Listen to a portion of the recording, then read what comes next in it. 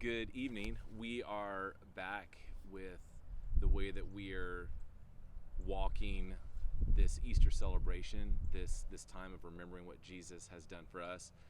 And tonight we are taking the next step of looking, like this morning we looked from the resurrection backward back to the Lord's Supper, the Last Supper, and we're going to pick up tonight looking at the Last Supper and just looking at biblically, and then kind of like the history of it and the way that we are going to be able to connect with it, and then looking forward to the 18th and how we get to be a part of this incredible point of connection. And connection really is the word that I hope sticks in your head.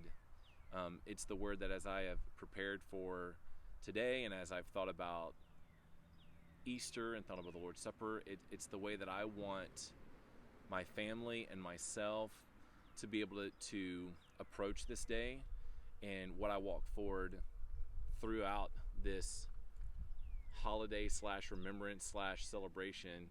It's the expectation I want to have that it is a point of connection. And when you look at the biblical account of the Last Supper, that the preparations for the Passover, and then this Last Supper that Jesus does with his disciples, you see it in Matthew, you see it in Matthew 26, you see it in Mark, Mark 14, and then Luke 22. You see the three kind of different, there's some different versions. There's some things in Mark that are not in Matthew, some things in Luke that are not in the other accounts, and then John doesn't really have the same storyline as Matthew, Mark, and Luke in the way that it accounts some of this stuff. So, I want to look at Matthew 26, really verses 17 through 29, understanding that there's some things in Mark and some things in Luke that are a little bit different, but you've got kind of the consensus of that being the biblical account. And so as I read this and as I get a chance to walk through this, I really do hope that over the next several minutes that we get a chance to set up your conversation, that what happens in this video is really the jumping off place that you personally are able to walk toward an opportunity to connect to Jesus through this observance, through this place of connection. So in verse 17, it says, "Now on the first day of unleavened bread, the disciples came to Jesus, saying, 'Where will you have us prepared for you to eat the Passover?'" And I know that there are people that understand the history of Israel better than I do, that understand the history of Passover and everything like that. But basically what we see here is Jesus choosing this time to be able to have this special time with his disciples. And so he basically, on the very first day of unleavened bread, the reason for the unleavened bread is because when the people of God, when Israel was allowed to leave Egypt and that slavery, they had to leave so quick that the bread didn't get a chance to rise. And so because of that, when Passover happens, you have this matzah or matzah bread, this unleavened kind of flat, crispy type bread. And it's because the people did not get a chance to see their bread rise. They were rescued and had to leave so quickly that they do that. In fact, they call it the Feast of Unleavened Bread. And the unleavened, just not being able to, there's this stuff called chametz, and that chametz, that yeast, that leaven is what allows it to rise. And during the 7 days, you can't have any yeast, no leaven, no chametz. It can't be in your house. In fact, there was a time where it had to be removed from the house. So not only can you not consume it, it had to be removed from the house and burned. You could only have matzah or matzo. You could only have the unleavened. You can only have that which had no yeast in it. Usually that yeast, that leaven, that chametz, it was burned around mid-morning, the day before Passover. And then Passover starts with the Seder service after sunset. So the service that kind of walks through the order. And man, the seriousness of that kind of celebrating and connecting with what the people experienced as they were leaving bondage, as they were leaving slavery, that this Feast of Unleavened Bread, that 7 days, it has to be removed from your house and burned. Just the idea that, that dramatic kind of just I wondered what it would be like in that culture to actually watch that stuff burn, and then to be able to connect to the place of, I want to identify with the people of God to the point that not only does it have to be removed, it has to be burned. And so the unleavened bread is a big deal here. And then the Passover, just the history of the deliverance of Israel, just that it was this central act of redemption in the Old Testament. I was reading a commentary that literally called it this central act of redemption in the Old Testament. And that this Lord's Supper, this Last Supper, which has now become this idea of the Eucharist, or this act being a part of the communion, the Lord's Supper, that Jesus is now providing a new center of redemption to be remembered by a new ceremonial meal. And you get the idea of like when they were finally let go, and before that there was like this that the 10th plague that was like killing the firstborn, and that like they had to take the blood and put it over the doorway, and that when the angel saw that, he passed over that home. So the idea of protection there of Passover, and where that name and that meaning comes from, and the idea of the unleavened bread. So like the disciples, like Jesus, like he knew all this stuff. And so now on the first day of unleavened bread, the disciples came to Jesus saying, "Where will you have us prepared for you to eat the Passover?" And Jesus said, "Go into the," and this is like the cult thing. This is like the donkey thing again. He said, "Go into the city to a certain man and say to him, 'The teacher says, my time is at hand. I will keep the Passover at your house with my disciples.'" Now, again, the vagueness here cracks me up, because in some of the other accounts, like it talks about finding a man with a pitcher of water and things of that nature. It's like a scavenger hunt. It's like, if I'm these people, I'm like, can you just give me, like, Siri, man with the water? Like, I want a little bit more direction from Jesus in this way. But this is what he gives them. And it says this in verse 19, "And the disciples did as Jesus had directed them, and they prepared the Passover." Now, if you look in the Mark account, look in the Luke account, there's more details that went into some of these other accounts. In verse 20, it says, "When it was evening, he reclined at the table with the 12. That act of reclining was really a place of showing freedom, of showing that, hey, we are able to actually take this full experience here. We are being a part of this. He reclined at the table with the 12 as they were eating. I love the fact that there was, with Jesus, when he's about to do the Last Supper, they were already a part of a meal. There was not just wine and not just bread there. There was an actual meal there, this Passover meal that was there. Like they were eating, and that in the act of eating, he, as a part of that, says, "Hey, truly, I say to you, one of you will betray me." And so, man, I can't even imagine sitting there. If I'm Judas, knowing I'm going to be the one to betray him, I can't imagine sitting there going, okay, is he about to say my name? Like, what's going on?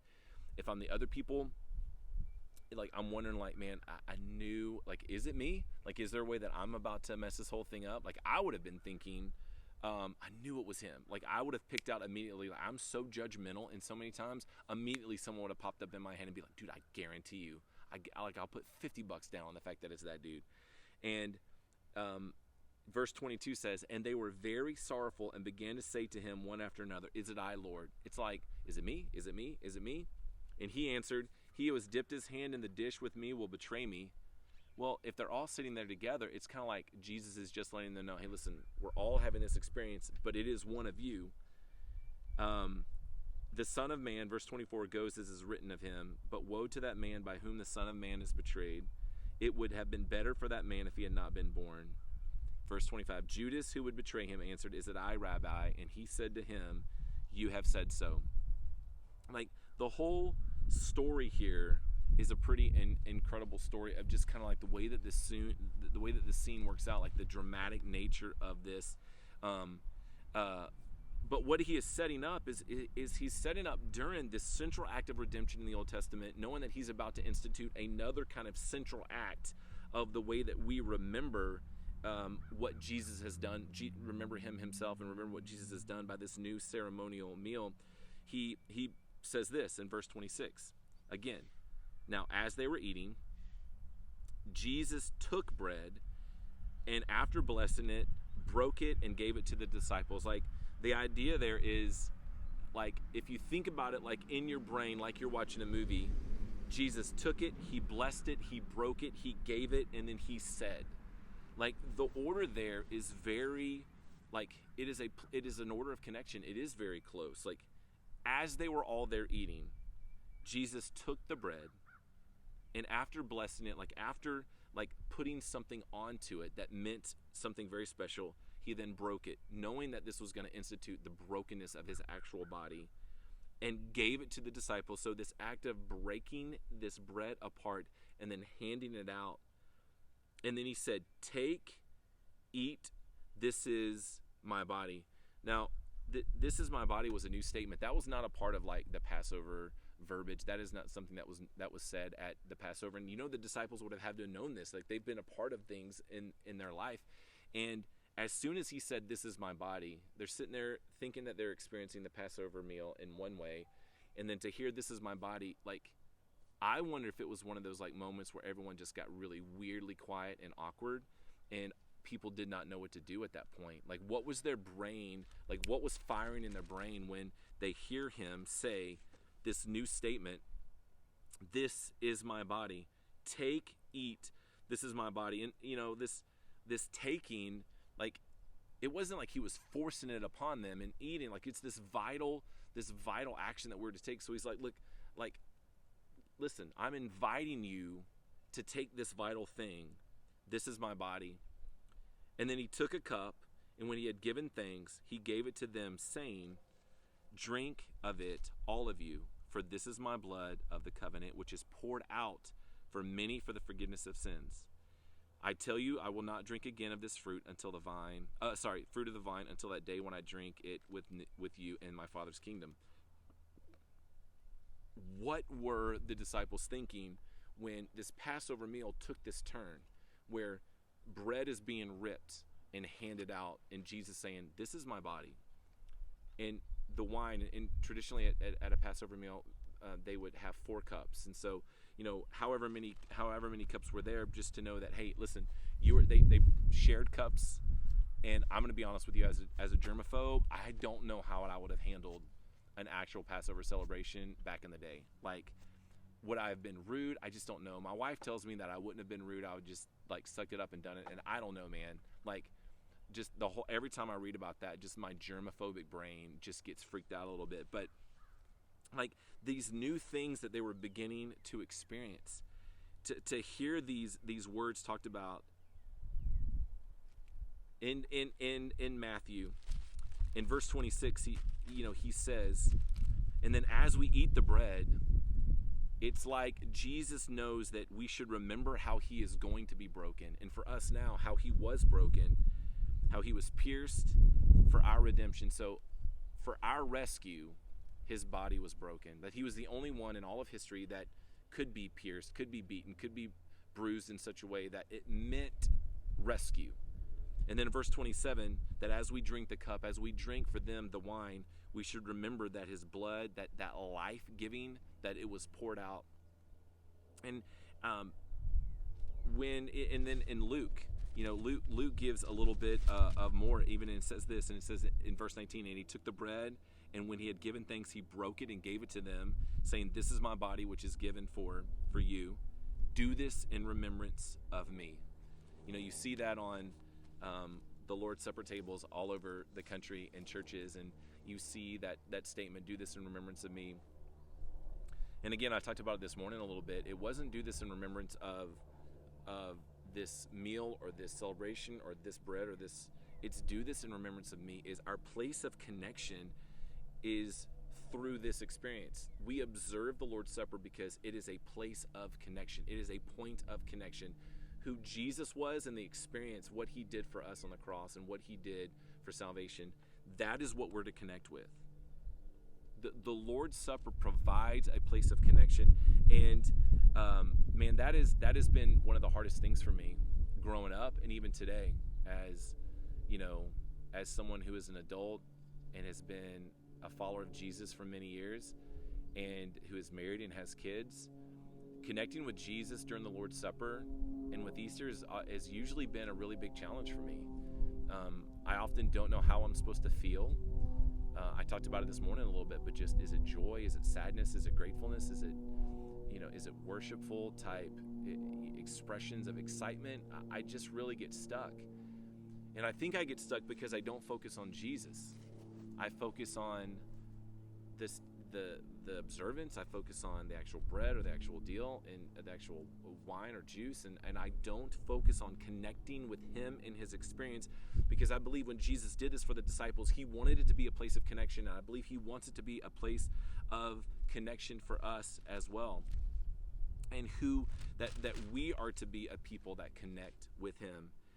And so as he is doing this, knowing that, like this morning we kind of went from the resurrection backwards to the Lord's Supper, and when you look at now, like what he experienced in this place of connection of, I want you to remember this because this is how you connect with me. That you get an opportunity through this observance, through this practice, through this action, you get to connect with me. Do this in remembrance of me. Take and eat. Take and drink, because you want to connect with me. So as you look at the scriptures in Matthew 26, and as you look at Luke 22, and as you look at Mark 14, and you look at all those stories, and I would encourage you to go read all of those, you get to the point where, like, okay, so how did this get connected? Well, you see the opportunity of the Lord's Supper kind of instituted by Jesus at the Last Supper with the disciples. 1 Corinthians, Paul talks about it. And the early church was known for the first 300 years.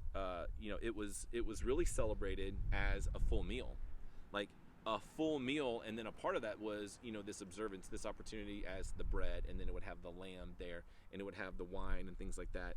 And it was the Lord's Supper that it was observed on the first day of every week, and there was this incredible place where people knew that when they did that there was this connectedness, that there was this connectedness that was able to happen there.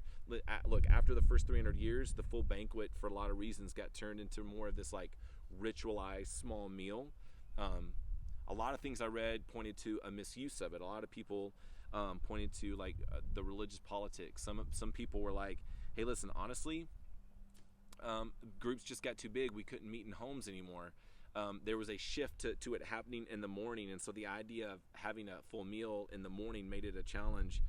Moving out of houses into buildings as groups got bigger made it more of a challenge, to where the meal went from this like every week, and some may have even done it more. Just the meal went from this like the center of remembering by this new ceremonial meal, this center of remembering being a place of connection. This meal being a place of connection, to where it is shifted and changed to even now. Many churches do it 4 times a year, every 3 months. Some people do it every week. Some churches do it every week. Some churches do it even more in a different way. But as we do it, and as we look to do it as a church, then we've got to understand that the meal provided connection to Jesus. And everything that was eaten during the Passover meal, when the churches would do it as a full meal, like everything was symbolic. Like the bitter herbs was symbolic, the salt water was symbolic, the lamb was symbolic. And as it began to shift and change and move from this consistent practice that happened at the beginning of every week in homes with people around full meals, and it began to shift and change into more of a ritualized small meal where, instead of just the lamb and the wine and the bread, now it's just the bread and the wine, and we do it only a few times a year in many churches. Basically, we don't provide those opportunities of connection like the early church used to have. And I just wonder, for us as people who are to connect to Jesus, at people who are to experience this remembrance, that when Jesus in Luke said, do this in remembrance of me, and you look at the stories in Mark and you look at the stories in Matthew, look at a place of Jesus provided an experience to connect to him. There's not many physical activities many times that we do. Obviously, we have baptism. We have, when many of us remember the times that we get saved, but like most of us only get baptized one time, and the act of salvation is powerful enough that we don't have to do that over and over and over again. But we get to remember Jesus physically intimately in a place of connection when we do this Lord's Supper, when we do this act of remembrance, when we do take the bread. And on the 18th, we're going to actually get to actually have that bread and to be able to rip it and be able to have it. And there will be actual wine there, and there will actually be grape juice there. And you as individuals and families get to decide how you want to do that. And the only reason the wine is there is because I believe that it does give an example of an authentic story, that we get to partner with the authentic idea of the story. And drink whichever part of it you want, that's great, but the reason that we're doing it the way that we're doing it is because we're trying to identify with that point of connection as much as possible. We're trying to allow ourselves to have an experience where we get to remember and get to take and to eat and to take and to drink and to do that in remembrance, to do that as a point of connection. The meal for the disciples gave a place of connection. But as we move into the early church, the early church not only got a chance to connect to Jesus and connect to each other, it also built this one-mindedness within the group when they did it together. That there was this unity, that as they experienced this point of connection individually and as families and as groups, there was a one-mindedness that existed because of them being able to have this place, this point of connection together as a community, as well as with individuals. And so that is our goal as we move into the discussion that we're going to have, is, during this time where we are focusing on Jesus. And the reason I wanted to talk about the Lord's Supper is because it really has been a place of shame in my life. It has been a place of confusion. It has been a place where I'm not really sure how I was supposed to connect and what I was supposed to do. And looking at the story, and you look at, when you read it over and you read the different accounts and you read the commentaries, Jesus wants to connect with us through the observance of the Lord's Supper. And that's what I hope happens to some degree tonight. Even though we're not taking the Lord's Supper together, we're going to get a chance to discuss it. And then here's what I'm going to ask between tonight, April 4th, and then when we actually do it April 18th, is that every time you think about today's lesson or the Lord's Supper or Easter, and anytime you think about God, that you will just confess to Jesus that you want the Lord's Supper to be a place of connection, that you will get curious with Jesus about what could potentially stand in the way of you connecting with him, that you will use the next 2 weeks as places of curiosity and confession that will lead to connection, that when you think about the Lord's Supper, that you are spending a second or a minute every day, every other day, of just your heart, mind, body, and soul preparing for connecting to Jesus on the 18th. And then I pray that experience and what we get to do and be a part of is something that we then go, hey, listen, I'm excited that I don't have to wait another year to do this, that I'm excited that we as a church are going to be able to walk forward and figure out our identity of how the Lord's Supper figures into our community, figures into our church family, figures into our experience, that we get to walk that together. And I hope that you experience something, not because of words I've said or because of songs we sing or because of the bread or the wine that I put in front of you or the grape juice, but that you are able to connect with him in such a way that you go, I don't want this to end. I want to continue to connect with him. And then we are going to, over the next few weeks leading you up to the 18th, we're going to just make sure you have all the information you need to know what that night is going to look like. We're still going to eat together afterwards. And I'm praying that as we get to grow as a church with Easter and the way that looks, that every year we get to do something that even is more authentic to allow us to connect with him. So as you go into your group discussion tonight, some of you meet all the time. Some of you, this is the first time you've ever met together.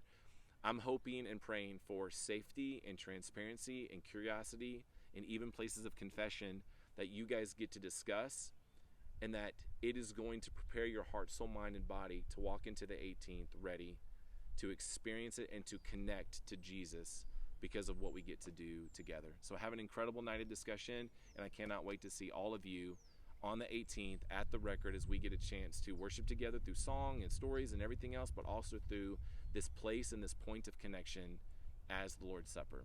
So we will see you then. Have an incredible night, have incredible discussion, and we'll see you on the 18th.